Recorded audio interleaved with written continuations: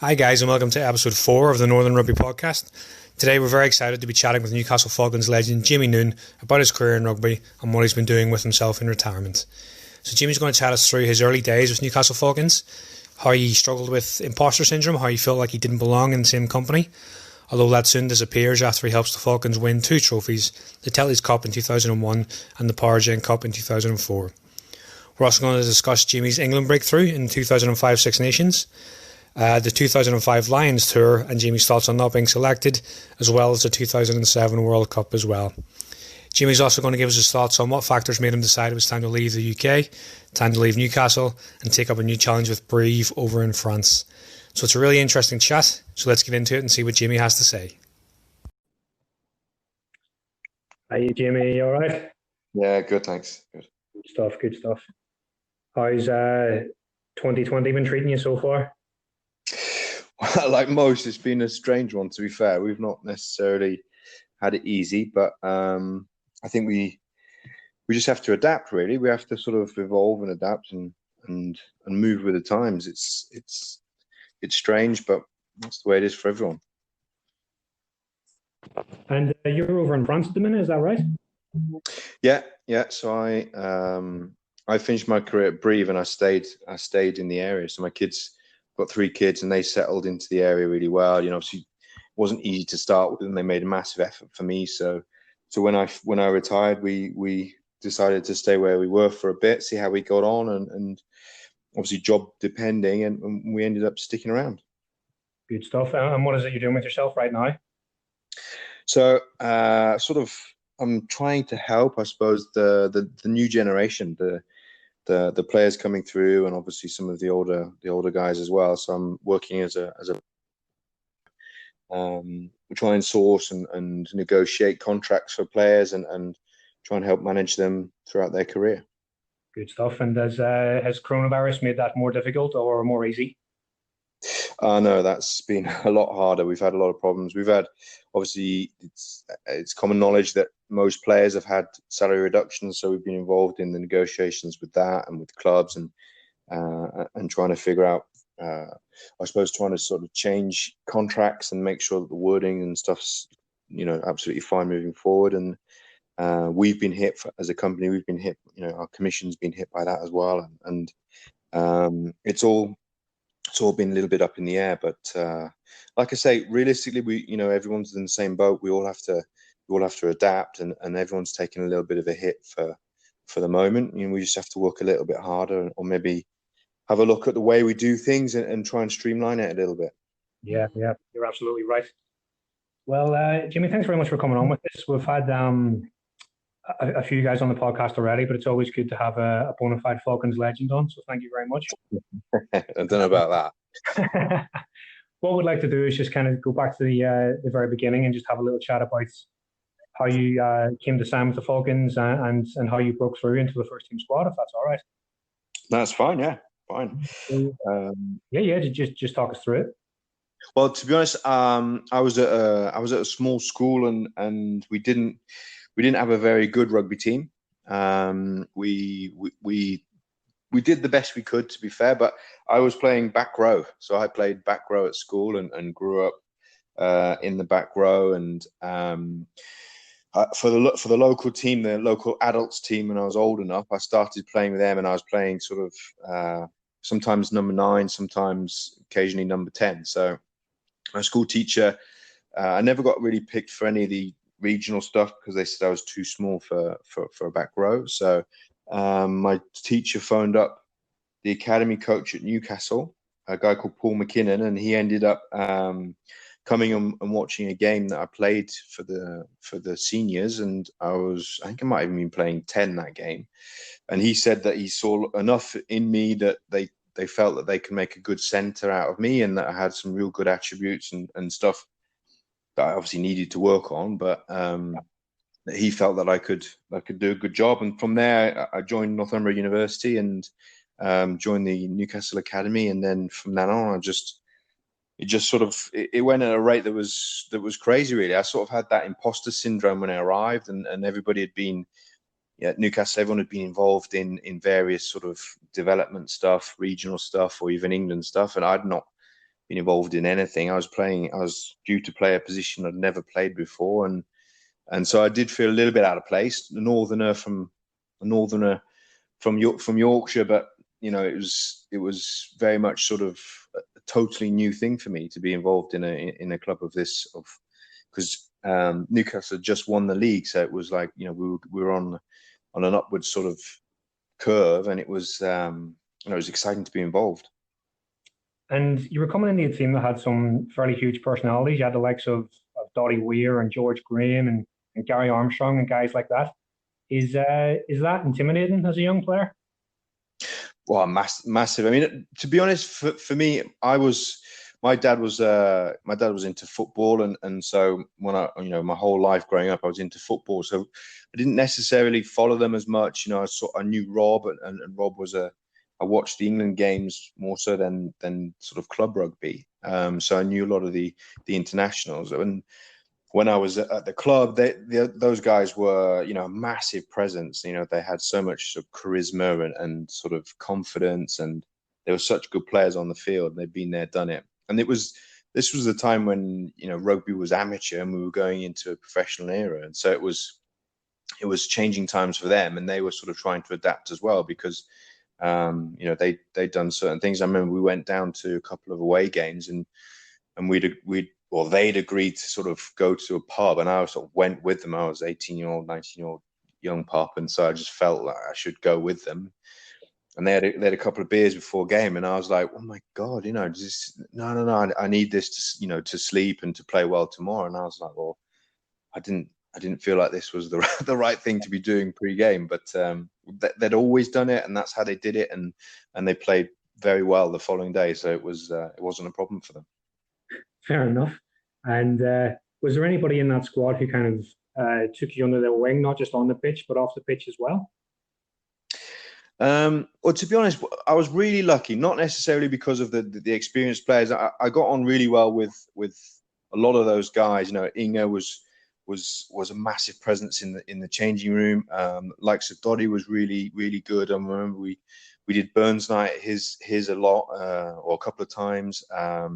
He helped me source my first car when I got my first car and stuff. But the big thing for us at that particular time was that there was a core group of young guys. We all kind of came into that changing room similar time. The Mickey Wards, the Hall Charltons, the Mike Stevenson, the Tom May. There was a really good crew of us, and we kind of stuck together. And we kind of got through it together and helped each other out through that period. And there was some absolute legends in that changing room. Obviously, Johnny was sort of there or thereabouts with us as well to start with, and then it just skyrocketed from there. But we kind of as a result, we kind of made like a bit of a it's such a family sort of situation anyway, being involved in any team, but being involved in a team as young guys coming in and being involved playing week in, week out was made it even more special for me. Yeah. And they made a hell of a team as well, because obviously you signed on after winning the league, but the Falcons went on to win the 2001 Tetley's Cup final. So what are your memories of that?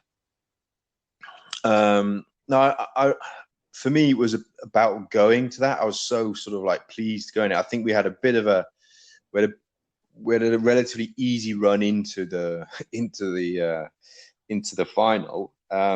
But we still had to get there, and we still had to win. And the day itself went really quickly. I remember it being, over in a flash. And I also remember that, we were struggling to start with, and then we came back into the game, and then we had that bit of a miracle try at the end, and wasn't it in touch? I don't know, but it was one of those where at the time we still had a lot to do, and we still had to win the game, and we managed to do it. And the party after was phenomenal, and it was for me, it was massive to be involved in an element of success with the club, because we hadn't had it all our way in the league, and it wasn't necessarily as easy as maybe some people thought post championship wins. So it was tough, but having a little bit of success was brilliant, especially, like I say, with guys that we grew up with.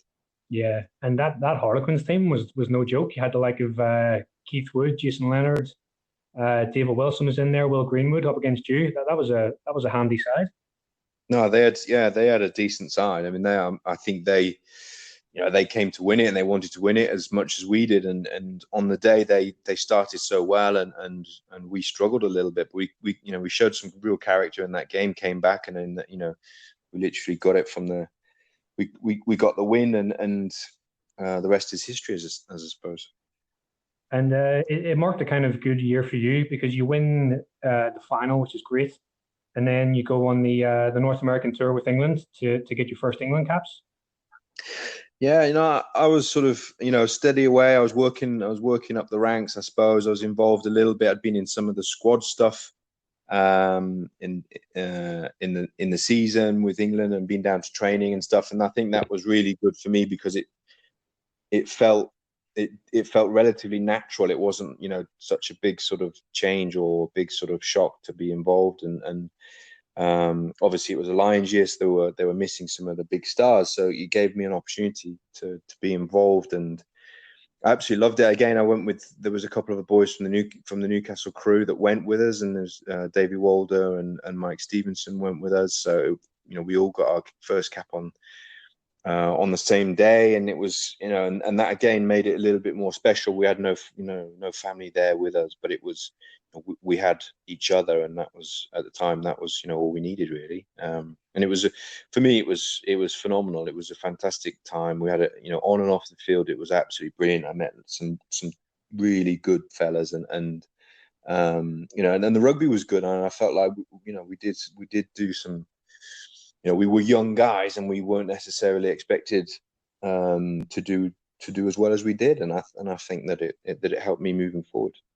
Yeah, and it wasn't necessarily just a completely young squad. There was a lot of youth mixed with some kind of more experienced guys, the likes of Martin Corey and Joe Worley and stuff like that. So is that beneficial to mix those squads up that way?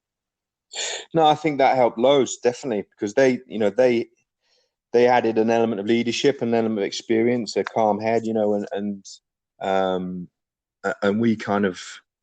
we added the opposite, I suppose. We came in and we were willing to try and have a run and try things that maybe were not so much frowned upon, but not necessarily on the script at the time. But for us, it was about going and expressing ourselves, and they enabled us to do that. And I think hopefully we added something to them and being able to express themselves in a different manner because of the way we approached it. But like I say, it was like a second string team, but for us it was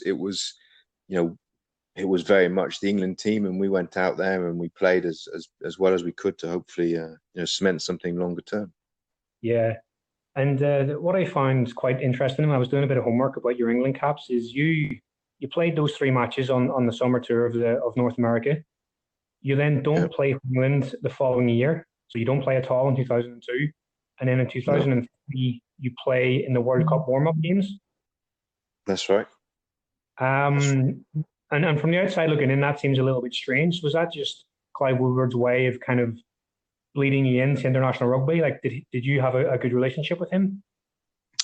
No, I don't know. At the time, I thought I had an okay relationship with him, but then looking back, there was stumbling blocks. There was times where looking back now, I think, well, no, he didn't.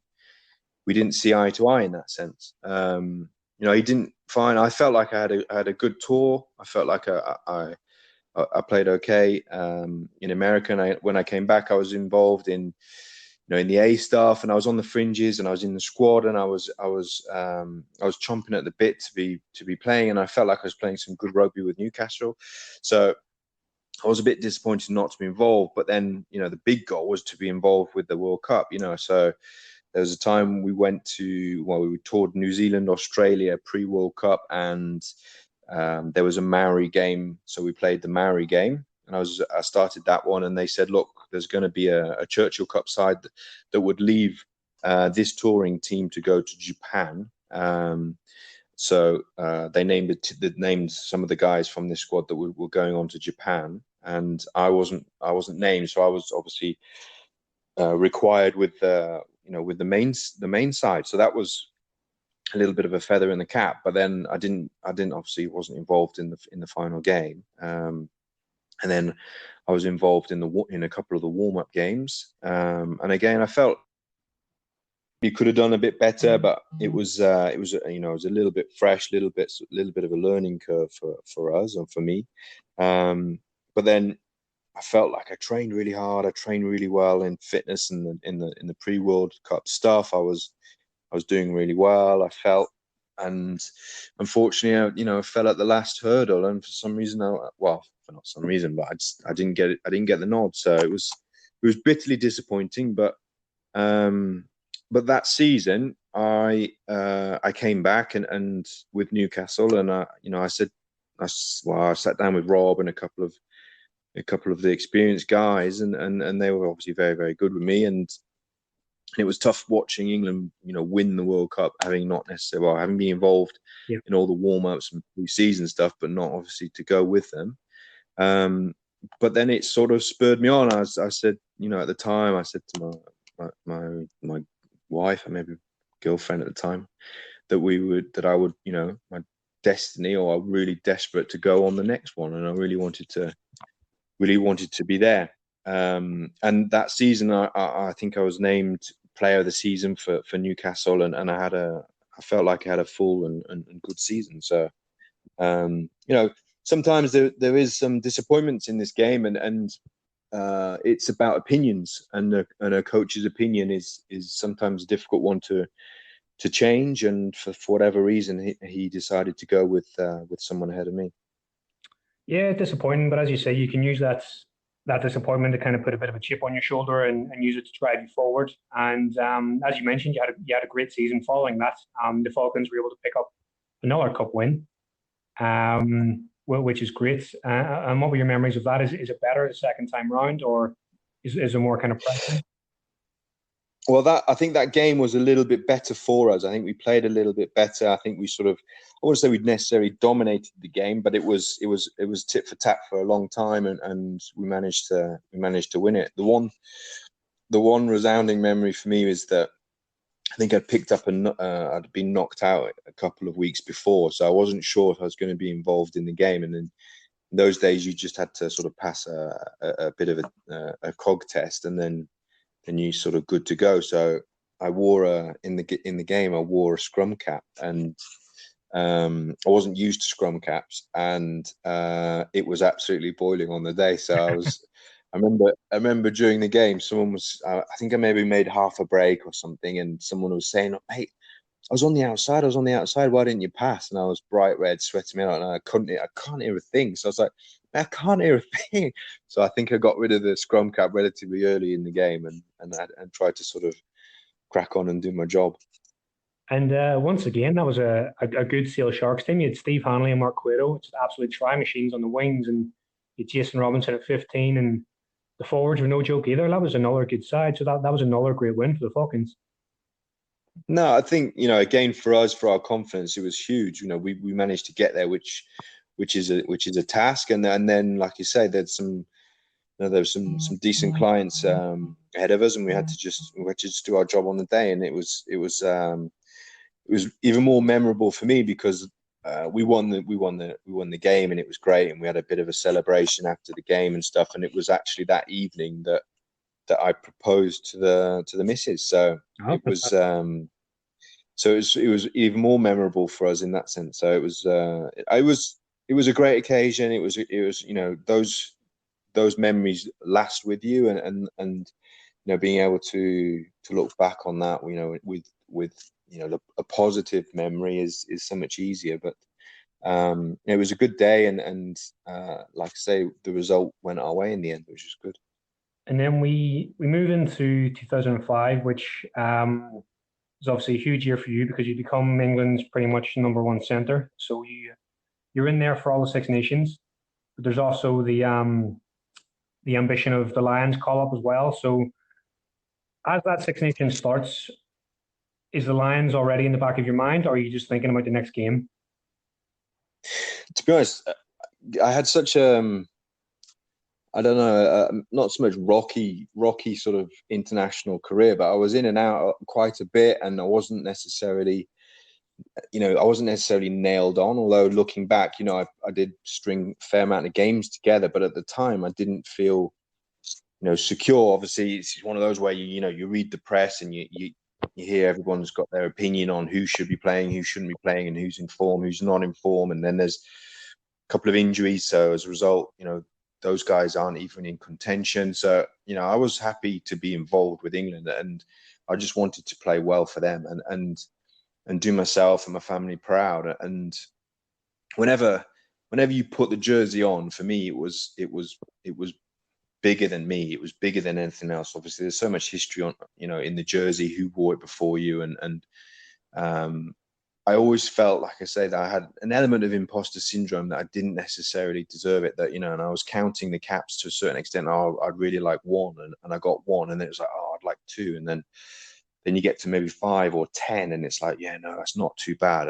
People, you can't be ashamed of 10. You're not just like a flash in the pan or anything. And so, so for me, it was never necessarily on the, everybody talks about it, and there's a lot of talk, and obviously there's a lot of talk within the squad. There's a lot of players who were going to go to Lions. There's no doubt about it. So, but for me, I didn't necessarily think that I merited it or deserved it, because I was just happy doing, what I could with England, and I was really happy to just be playing with them more than anything. And if you look around, there was such good players. Obviously, Brian was the number one, and rightfully so. He's absolute quality player. So, if it was to go, it would be to be understudy to him maybe, but unfortunately, it was Clive Woodward who was coach, and I didn't get the nod. I felt like I had a good Six Nations. I was involved quite heavily, and I was involved in, towards the end, I was involved in some of the leadership groups, and I felt like I had a real role to play within the team.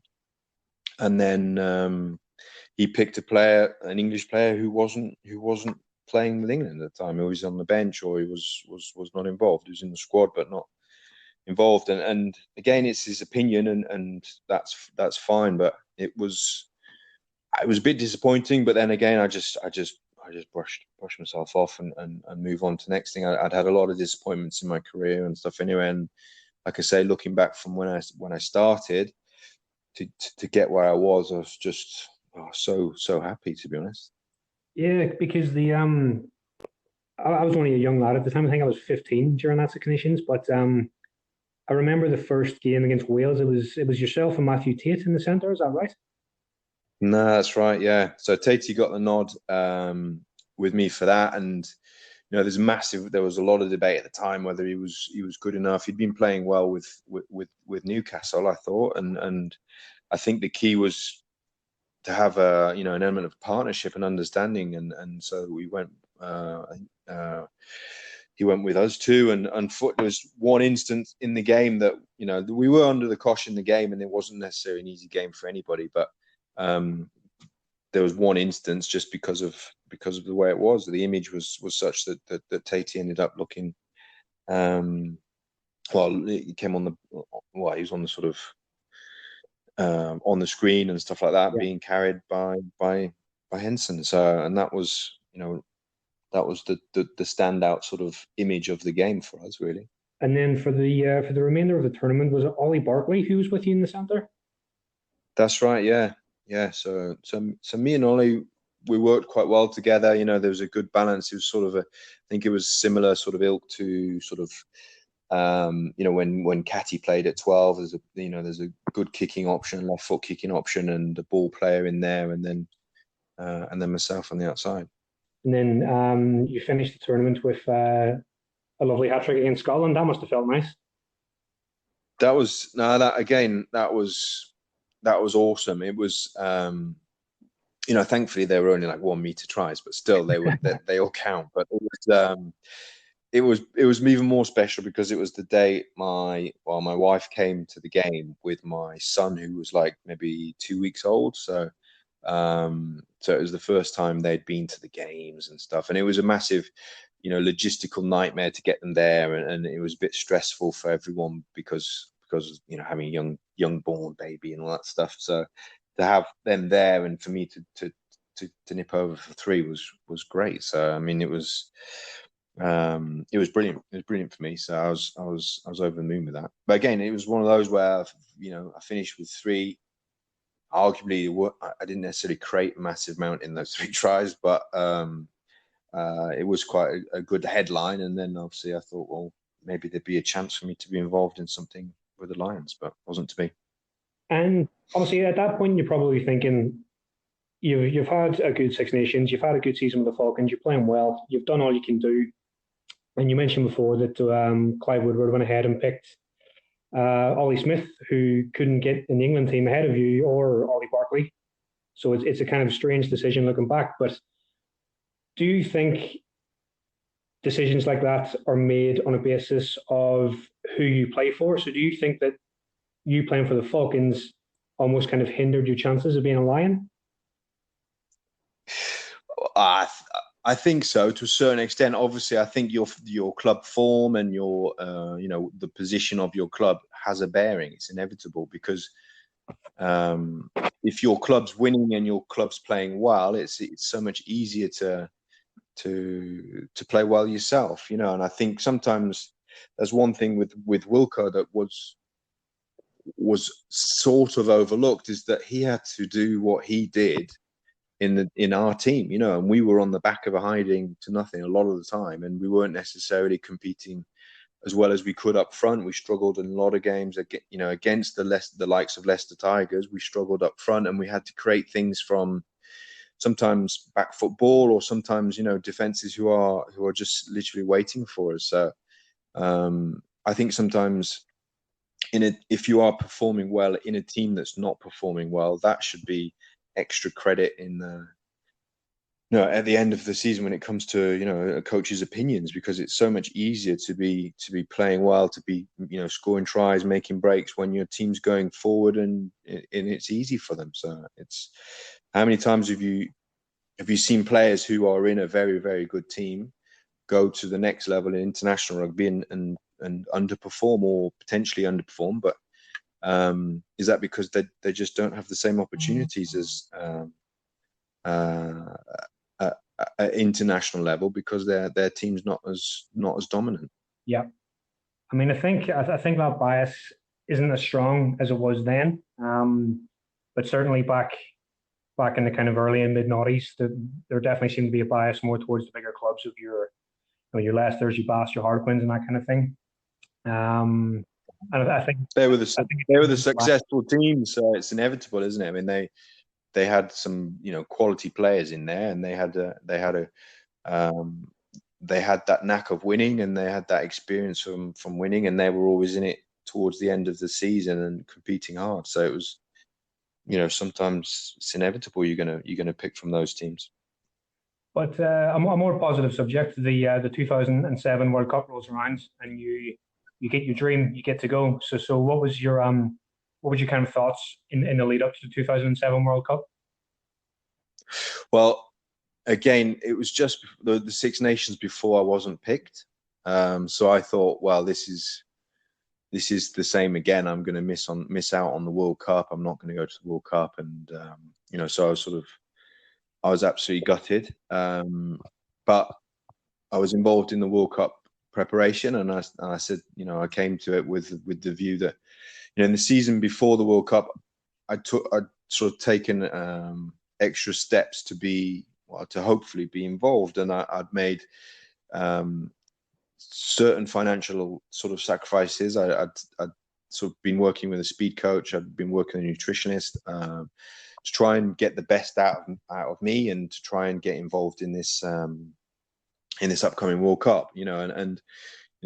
I was disappointed I wasn't involved in the Six Nations, but that's sometimes the way rugby is. And then I was involved in the World Cup warm-ups, and I hit it, and I hit it hard, and I worked really hard, and I think I changed people's opinion of me. I think that people had that particular time an opinion of me that I was just crash ball, and that's all I could do, and I worked hard on everything else, and I felt like I showed other things, and I think that's what gave me the advantage, gave me the nod. And then I played in the warm-up games, and warm-up games went quite well for me. I obviously defensively defended well and worked hard, and I think that's what they wanted, and they wanted someone who would come in there and who would give everything. So I was lucky to go.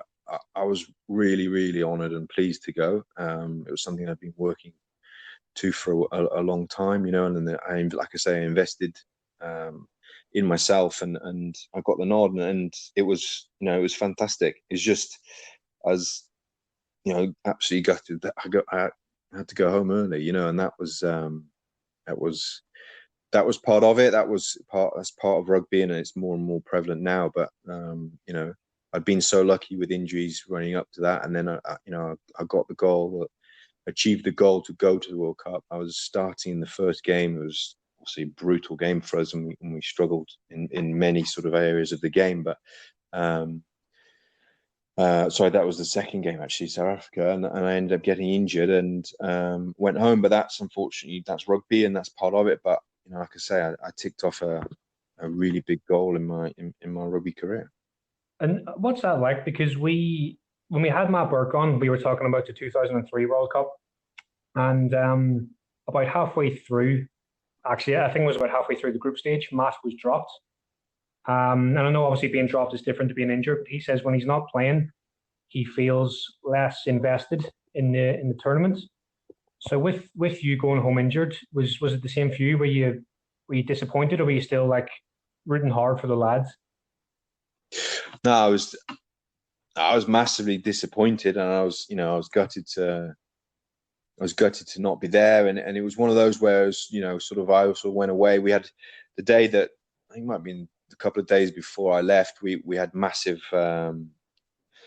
meetings, internal meetings, because we weren't happy with the system that we were trying to play, and we weren't happy with certain aspects that we were trying to do on the field. And so they changed. The players literally took it by the scruff of the neck and changed things around and worked really hard to get things right. And it was good to see when I was, fine, I was back at home with my feet up, but it was good to see things coming to fruition. And we started playing some really good rugby, and the Australia game for me was phenomenal. I thought the boys' appetite was top notch. Their performances were fantastic, and so it was great. And I will always be an England fan and England supporter first and foremost. And so for England to do so well, I was chuffed to bits. But then it was disappointing because I wasn't there. But I think perhaps it was easier for me in that sense because I wasn't there, and I was focused on trying to get back fit and do my rehab and stuff. Then if you're in the squad and you're still there but not actually there, then I imagine that's a lot harder. It's a bit like when you're when you're not picked for anything, it's disappointing. And then when you're still having to go with them, you can't necessarily celebrate in the same fashion because you don't feel like you've achieved anything because it was the guys on the field. But yeah. So it was tough. I got managed to go to the final. They flew me out for the final, me and the missus. So we went for the final, and I got a medal, and so it was great to see the boys again. But again, it was a little bit like, well, you guys have done so well, and I wasn't really necessarily involved as much. But it was good to see them all again, and it's good to be a part of that final. Yeah, and you mentioned there about the some players initially not being happy with the setup and what was going on. Matt Burke also told us an interesting story where Matthew Tate had phoned him the night before your game against South Africa in the group stage because he'd been named at fullback, and he wanted to get some advice from Matthew Burke. And that, to me, says that the coaches weren't really doing what they were supposed to do. But what was that like from the player's perspective? It's quite. I mean, to be honest, being involved in a World Cup is tough anyway. There's lots of things going on. There's just huge numbers, squad-wise, staff-wise, and stuff. And so, I think from a management perspective, it's probably not necessarily easy. We've had blips before with Jono's crew that went to New Zealand. It wasn't necessarily as successful as their hope. But no, we had plans in place and we had things in place, and there was an element of ambiguity at times with regard to what they were asking us to do. They weren't necessarily asking us to do anything, and as a result, we weren't sure where we were going with things, and we weren't necessarily sort of all buying into it. And I think that was the difficult thing at the time. Moving forward, what they decided to do is put a structure in place, a bit more understanding, so people could turn up, could be accountable because the system was in place, and also could do it 100% sort of without necessarily thinking too much. Sometimes when you ask too many questions, you don't go into a contact situation, full on 100%, or you lose contacts as a result. So it was that helped. Obviously, there's some big characters and some big players in there that took over. Not so much the coaching, but just guiding. Giving players an opportunity to do what they do, and I think that's the key with coaching at that level. It's not necessarily sort of giving them a menu and saying, look, I want you to do this, and you can only do that. It's more about giving players an opportunity to show people why they're there, and give them an opportunity to run with the ball, to take people on, to kick people into space, to manage the game as they know how, and as they'd been doing in their clubs. So moving forward after the South Africa game, that's what they tried to do and put in place, and players stepped up and they took responsibility, and as a result, we were actually kind of a little bit like Phoenix from the Flames, because we kind of came away from what was a huge sort of defeat, to be honest, against South Africa. We were men v boys on that day. We struggled in every aspect. We couldn't do anything, and then we came back from that, and we managed to string some good performances together. And then, like I say, from the Australia game was phenomenal. French game kicked on, and then we gave South Africa a good run for it. Absolutely, very unlucky not to have Marqueto's try allowed, but it is what it is. It is what it is, exactly. So post World Cup, you're back with the Falcons, and kind of at what point do you start thinking, I'm going to look at other clubs, or I'm going to look at moving abroad? When do those ideas start to come to you? Well, I kind of didn't necessarily have. Well, I definitely didn't think, well, I'll go abroad, because, well, I'm a Yorkshireman and I kind of like my home comforts and stuff. And we've been obviously abroad with Europe a couple of times, and obviously with England, and playing in France and stuff. And there was aspects that I just really didn't like. So I wasn't. I definitely, I know a lot of players were saying at the time, yeah, I'd like to finish in France and stuff, but I wasn't one of those. I didn't want to necessarily do that. It wasn't on the radar, at least. And then, we were sort of struggling with stuff at the club, and you could see, sort of backroom staff was sort of dwindling. There was less sort of finances in certain aspects, and we were struggling on the field, and recruitment was changing. And so it was, the club was changing, and a lot of the guys, like I said before, a lot of the guys that I grew up with were quite important to the team and to us and to me and stuff. And they were starting to move and to leave, and it was starting to change on that aspect. And so what was kind of like our club and our way of playing, we had a particular style, and we moved the ball around, and we got involved a lot.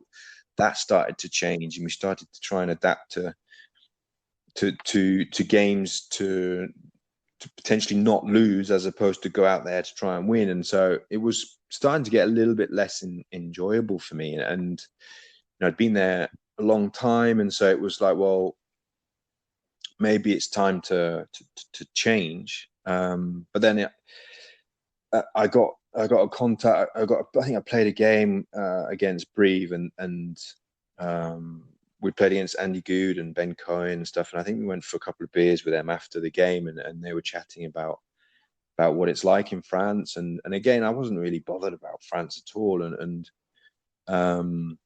then I got a call from Goode, who said, "Look, do you fancy what you're doing next year? Do you fancy coming over to France?" And I was like, "Well, I'm not sure. I don't know." And so they flew my wife out, and she had a look around, and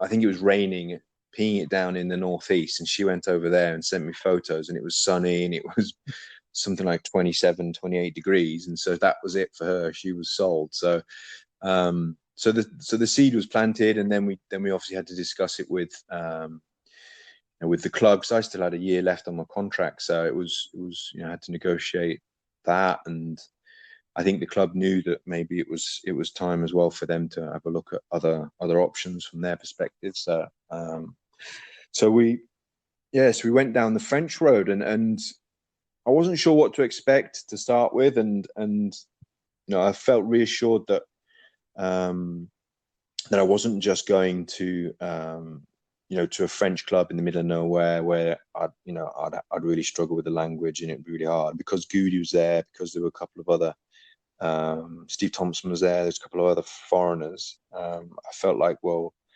it would be a bit easier as a result. So I went with Brive, and I'm still here. So it must have been a good choice. And how were those seasons with Brive? Like, how did you adapt to the top 14? Well, it was really hard. The big thing for me was it was very much about saying, right, I wasn't anal, but I had my I had the things that I did, my my routines when I was in the UK, and I didn't do this and we didn't do that. And even stuff like, back in the day, we had caffeine strategy. So we wouldn't be drinking coffee in the week. We'd have caffeine before the game to sort of, you see more of the effects, etc. and stuff, and nutritionists and that. And so when we came to France, I said, well, I'd like to see how they do it, and sort of get a feel for how they do it, adapt, maybe take the good from the UK and the good from France, and sort of become some sort of like amalgamation of both of them. And so that's sort of what I did, and first day at the club, they're all smashed. There's a coffee machine in the changing room, and they're all smashing these short espressos. And I'm like, right, let's go for it. And then I bought a machine and absolutely love coffee now. So it's, I took some things, and I kind of went with an open mind to go with it, as opposed to fighting. And I'd heard so many stories about people who, come from different countries and sort of try to change the way the French approach things, and that was never going to happen. And obviously learned very quickly that wasn't the right approach. So the top 14 was very tough. I think the first year I missed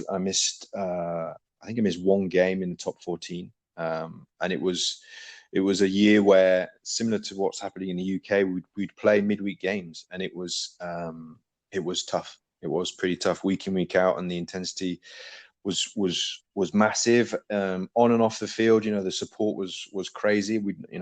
Newcastle, we had great supporters, but it wasn't, in town and stuff, it wasn't the same investment as it is in Brive.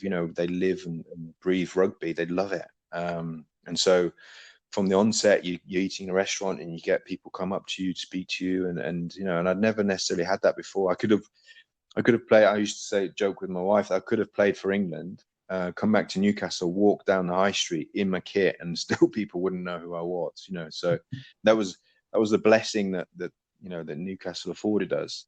Whereas in Brive, it's everybody knows who you are, and so that took a little bit of time to get used to.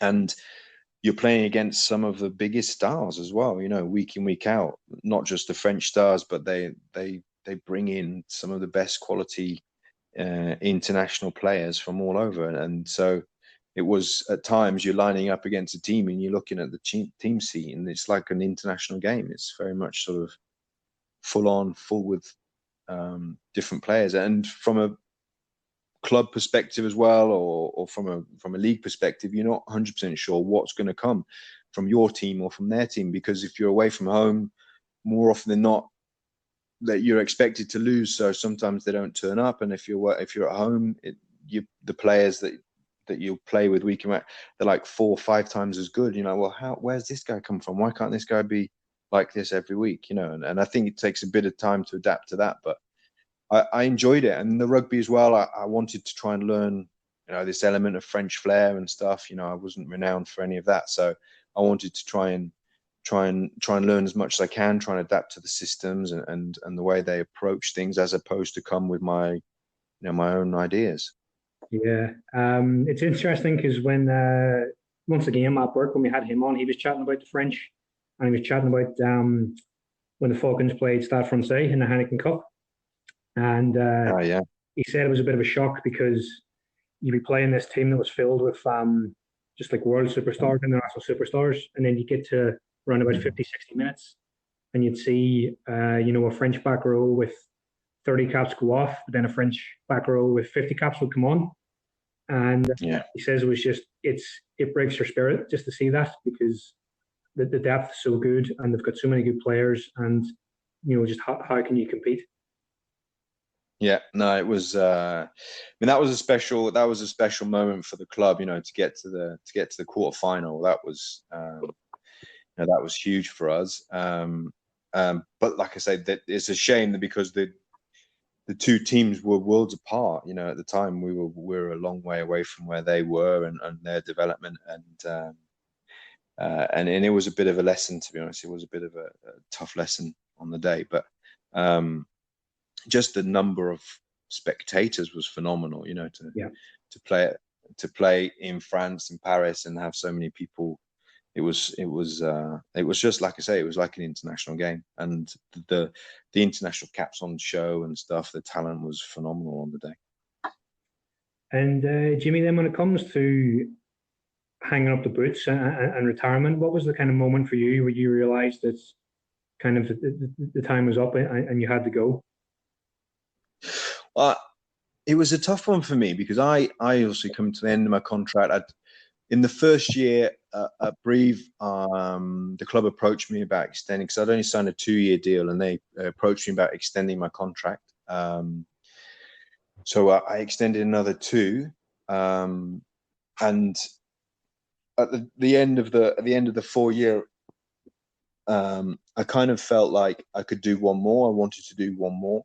I still, body-wise, I felt pretty good. I didn't feel too old at the time, so and I was quite keen. I sat down with the club and we discussed things, but at the time we'd had a change of coach and stuff, and I was actually playing less rugby than I've ever played before.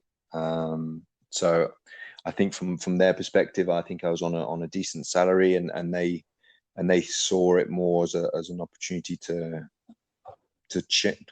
save some money and also to change some colours. So as a result, I got offered a deal, but the deal wasn't really that flash. So I decided that I wouldn't take it. And at the time, I felt like I didn't necessarily want to go to our club for 1 year. Mm-hmm. Because we made like I say, we invested so much in the area, and my kids had made such an effort to integrate into life and breathe, that maybe potentially if we were to move somewhere else, I'd have less job and opportunities post-career. So we made the decision to stay where we were, where we knew the majority of the people we knew in France were obviously based here in Brive. So I felt like that was the better opportunity for us post rugby. So, and unfortunately I had to, I didn't have to, but I decided that was the right thing to do. And I decided that I would hang up the boots at the end of the 2012-13 season, which, and I ended up finishing. We were in Pro D2 at the time, and we ended up getting to the final, which was my 100th game for the club. So again, it was quite a poignant finish on 100 games for the club, and season 12-13 was quite poignant. And were there moments in the kind of year or two afterwards where you missed it, or did you kind of cut ties and accept it right away? I missed it. I missed it a lot. missed it a lot. It was quite hard because a lot of players retire and they've got niggles and bumps and this and that, and I had nothing, and I felt good, and I felt, obviously after a summer of rest and a couple more months into the rest, I was like, actually, I feel great. I still feel like I can do it. So it was a little bit tough, and I think for most players it's tough. You kind of you've been doing it for so long. I've been doing it for so long. I've been involved in teams for so long, and you miss the banter and the crack and the the changing room and boys. And what was quite hard, sometimes I'd see the guys in town, and these are the guys I've been playing with for the last 4 years, and we'd be like, oh, yeah, how's things, and we're trying to catch up, and it was oh, I missed it, and miss it. And obviously when they have a good win, you're like, oh yeah, no, I'm not involved. And what it felt like to start with for me was like, sometimes when you're at a club and you're injured, you feel like you're not really part of the squad, like I sort of touched on before, where they're the guys that are achieving things and you're not necessarily achieving, though you're affiliated, but you're not really achieving things. And it felt like that for me. It felt like I was injured, and that as a result, I was doing my own thing, and so not spending as much time with the squad and the team. But I was still sort of affiliated, which was weird because I wasn't at all. But so it was tough. And to be honest, I struggled with it because I had a little bit of time in my hands and I didn't know what to do. And I was trying to work towards what I was going to do post-career. And there's an element of stress associated to that. And, it was tough. And I think if you chatted to my wife, she would say that I was really difficult to live with at that particular time. I got into a bit of a depressive sort of cycle, this element of lack of self-worth because you were the rugby player and then you're not playing rugby anymore. So it was tough. It was tough. I'm not going to lie. It wasn't easy to get through. And there's days still now where I look back and I'm, you reminisce and you're like, you sort of miss it still. And my wife is very quick to point out that it wasn't always as rosy as I sort of as I think, I suppose, or as I thought. So, but it isn't easy. Is there ever any temptation to go back to rugby in a kind of coaching or managerial capacity? I do some stuff for some of the younger guys. So I do some stuff with my son's teams over the years. I've done some coaching and stuff, and then now in Brief, what they do, which I think is quite good for the old players, but it's also good for the young up and coming guys, is they do like I think it's a Monday night. They do like a technical training session. So they have certain aspects that they're looking to work on. So they'll have guys who are forwards who will do forward play, and they split everyone up. There's loads of different ages from, I think it's from 18 or maybe even 21 all the way down to 15. And they put them all into these different sort of skill sections. So skill sort of workshops, and we'll do defense and we'll do passing and we'll do loads of different things. Different old ex-Brief players will be there on the evening, and we'll go through loads of different things separately. And I think the kids seem to get quite a bit from it because it's a different voice. It's not their coach sort of going over the same thing, and so therefore you're reinforcing what the coach is saying, but in maybe a different voice or a different fashion. So and I've been doing some stuff with them, some defense stuff, and it's been good. It's been good, but the coaching lifestyle is tough, and I've got a lot of friends in the coaching business and who are successful coaches, and it's really tough. It's long hours, it's a lot of work, it's a lot of effort, and a lot of the time you don't necessarily get a massive amount of pats on the back for it either. Yeah, that's true. That's a very fair point. Well, Jimmy, yeah, it's been good to chat through your career. A great career, a very interesting career as well. And normally how we finish up our podcasts is we like to do an ultimate 15. So just give us a rundown of the very best players you played with. And our only rule is you have to be in the team as well. So right, I've got to be in the team. Yeah, so I'm going to go ahead. Can I pick myself as a back row though, or not? If you want to. Well, I don't know. Actually, but I don't. It's quite hard to. I kind of want to squeeze people in that. There's not enough 15. Can I be on the bench? How about I put myself on the bench? Okay, Super sub. Let's put you on the bench. Thanks, man. Right, so I've gone loose head. I've went for Andrew Sheridan. Good shot. Just absolute monster. So I played 21s with him, came through, and he was back row, then second row, and then finished up loose head prop. And he was, at the time, with the engagement rules and stuff like that, he was an absolute animal. I remember him absolutely eating Australia on a couple of occasions. It's phenomenal. Hooker, I went for Wally, so I went for Steve Thompson. Again, he was sort of he was a breed apart to a certain extent. He was massive, but he was quick. He had fantastic hands. He was a bit like a back rower. He was able to do everything. So he was a real handful on the field. Was he as mean and nasty as he made himself out to be? Nah, he's a softy, really, to be honest. He's playing a role. You've got to play the game, haven't you? Tight head, I went for my old mate, Blue Gums, Carl Heyman. Absolute top fella. Again, in that era where you had the engagement, he was an absolute machine. He was fantastic in the scrum, but his handling and his ability to play the ball and to step up. The All Blacks are very, very good at that. They can play as backs. The forwards can play as backs, and they've got just as good skill set as some of their backs. So, and he was definitely one of those. Lock, I've gone for two of the England guys I played with. So I went for Jono, obviously captain.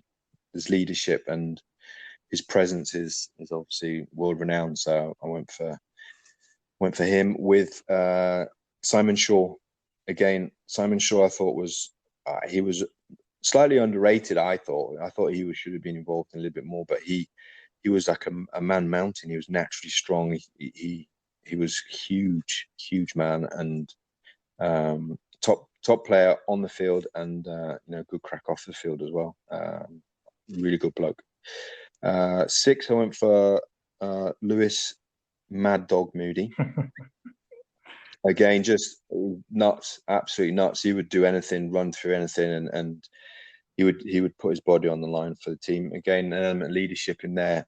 Ex-England captain, real top fella. A bit of a loose cannon at times, but sometimes you need that. 7, I went for a guy from Brive, my days at Brive, a guy called Gerhard Voslo, who played for Brive, went to Clermont, and then went to Toulon. He was an absolute specimen. He was ripped up. He was massive. He was quick. He was strong. He couldn't necessarily pass the ball very well, but at 7, he didn't need to. He was so quick and so agile. He was such a good player. 8, I went for my captain at Brive, Anthony Classen, who's now at Racing. He won the league top 14 with Cast and also with Racing. Played for France. Again, top fellow on the field and off the field. Real good guy. 9, I went for the junkyard dog, Gary Armstrong. Of course. Who just couldn't let it go. He just wouldn't let it go. He was like a junkyard dog. Even when, like I say, games were over, he was just giving it everything. He won us so many games on his own in the last sort of 70 minutes of the game. He was phenomenal. 10, I went for my old mucker Johnny. Kind of be rude not to a certain extent. Growing up, he was our role model. He was one of a kind. He was one of the first to be so professional in everything he did, and it's well documented that he was a little bit anal, but that's what made him tick. And for us young guys coming up, he was, we all wanted to be involved with him and be like him to a certain extent, and successful as he was. Left wing, I went for Inga the Winger. He was just, wow. He was just phenomenal. He could do anything and everything. I remember I used to play in my first season, I played 12 and he played 13. And he just said, right, just give me the ball and just follow me. And I was like, right, okay. So I gave him the ball and followed him, and he'd make loads of breaks, offloads. And I was just like trying to read and take my line off him. And he was just, wow. And again, there's times where in games we thought, they're definitely going to score here, which we're under the pump, and he'd just fly in from the wing or somewhere and just muller someone, a big back row, and you'd just be like, wow. It's like, where did he come from? Thankfully, he's on my side. So he was, and again, the fact that he made the crossover and was so successful at Wigan was just, a testament to the player he was. In the centre, I went for Tane Tupelutu, who, again, I thought was an unsung hero for Newcastle. I played many games with him, and he was a workhorse. He was phenomenal. He carried well. He defended well. He had really good, subtle hands. He was a joy to sort of be involved with and to play with, because he was one that just got on with his job, and he did it a very, very good job of that as well. So I really enjoyed playing with him. I had to put Tommy May in there because Tom and me, we grew up together. We played many games together throughout our time at Newcastle, and we've stayed very close. And Tommy, again, testament to him, he played, I think, every position in the backs. He literally went and he fitted in anywhere and everywhere, and he was always someone on the team sheet in some form or another. Whether he was playing on the wing when Berkey kept putting him in for all these tries, or whether he was hogging the ball at 12.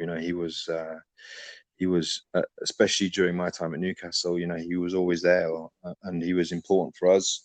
In the last couple of years, he was playing 10 and kicking goals, and he just showed his ability to adapt to situations. He was top fella on the field and off the field as well. Yeah, I think we're in danger of making Tom May's head huge, because every time I do an Ultimate 15, anybody who's played with him puts him straight in the team. So. No, they love him. I mean, he's a crowd favourite as well, bless him. So, the winger, Jason Robinson. I love Jason. He's an absolute phenomenal. He's a superstar of the game. He could do anything and everything, and he could do stuff that no one else can do and still can't do.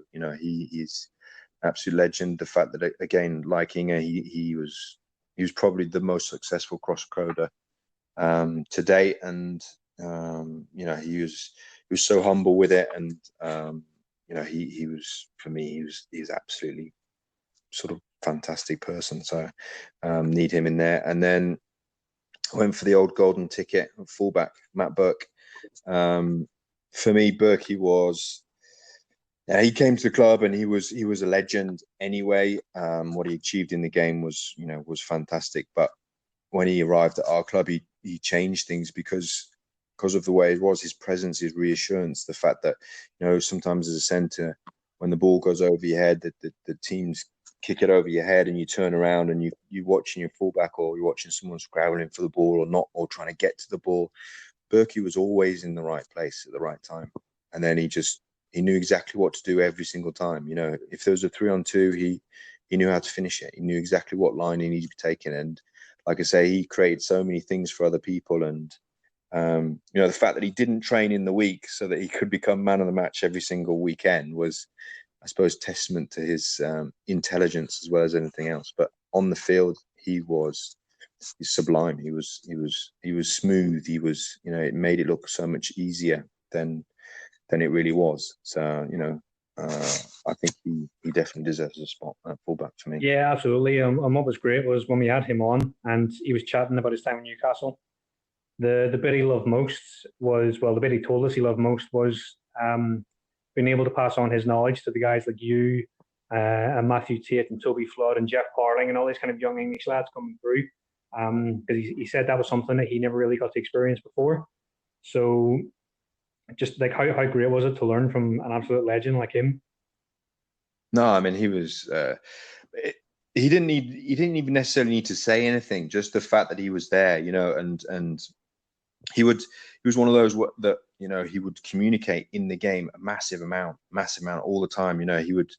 He would help you out in that sense. So you knew where he was, and you knew exactly what he wanted from you. And so it made it so much easier to do it. He was our captain as well. So, massive leader on the field. Again, he'd kick in goals. He'd step up and knock them over. And it was like, it was in that period as well where Wilco wasn't playing for us because he was going through a lot of injuries and stuff. So having someone of similar sort of confidence and ability to just step up and take those kicks and win the games for us was huge, and the fact, like you touched on, the fact that he's so experienced, and we had such a blend of differing experience levels. We had young guys, the Matthew Taste, Toby Floods, the Lee Dixon, the Dowsons, the Jeff Parlings in there, and we had some of the older sort of guys like myself, Steve-O, Hall Charlton, Wardy, and then we had him, and we had we had Carl, and we had other guys that really sort of helped balance the team out. And I think sometimes that's really important. Absolutely. Also, he was a top fella. He loved the G&T on an evening and stuff, and he was also a little bit, one of those. He was the ultimate professional, but he was also a little bit old school as well. He'd been through the similar sort of route that we had with the amateur side, with the amateur rugby, and then also into professionalism. So he hadn't just known the professional game. Yeah. Well, that's a hell of a team. It's right up there with Matt Burke's team. Obviously, he picked a team pretty much full of Australian World Cup winners. Aussies. You've got a team largely with English World Cup winners, so it's be an interesting clash if they could ever play together. It's quite difficult because I suppose it's one of those where you're trying to sort of compare eras or compare different teams. Obviously, I only played for two teams, so I was lucky. Well, three, I suppose, with England, but I was lucky in that sense that I played for two clubs, both black and white. And so as a result, it's, you're kind of trying to compare the two, or what about this player at that club? Would he be better than this one or that club? And so it's not an easy process, to be honest, but sort of got there in the end. Yeah, well, like I say, definitely still a hell of a team. It'll be hard to beat in the future. So we'll see what our future guests come up with. Yeah, nice. Nice. But yeah, Jimmy, thanks very much for coming on. It's been a pleasure to chat with you. Likewise. Thanks very much for having me. No problem at all. And hopefully we'll see you around Kingston Park someday soon. Definitely. Well, mate, look after yourself. Hopefully things get back to normal in France and in England as well, and we can all get back to your jobs. Yeah, hopefully very soon. And we'll speak again soon. All the best, big man. Cheers. All the best, Dan. Take care. Bye-bye. Bye-bye. So that wraps up episode 4. Thanks very much for listening. If you've enjoyed hearing what Jimmy has had to say, please give the Northern Rugby Podcast channel a like and subscribe on YouTube, or you can follow us on Spotify, Apple Podcasts, and Anchor as well. Please give us a follow on Twitter as well to keep up to date with all of our latest podcasts, and we hope to see you all again on our next episode. Bye for now.